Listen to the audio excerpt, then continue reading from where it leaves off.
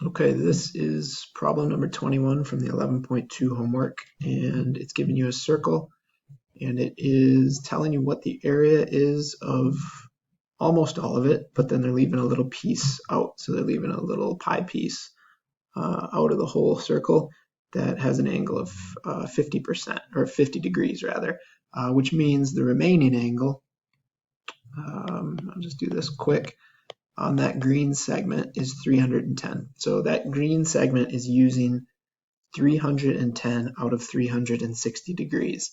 And this is a percent problem. So it's a ratio problem. You're saying part over whole. So you're using 310 degrees of the 360 degrees. That proportion, or that fraction, is the same as the area of the little portion, so the area that matches with the 310 divided by the total area that matches with the 360.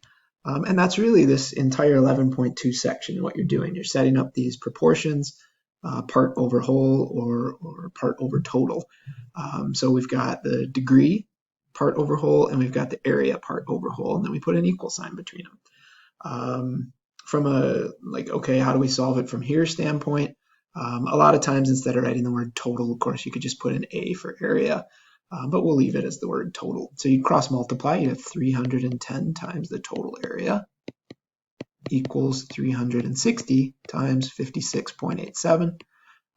That's going to be some big number that will pop into a calculator, and actually we can do that, 360 times 56.87. So we'll go 360 times 56.87, and that gives us a really, really big number, right? So 20,473.2. So 20,473.2.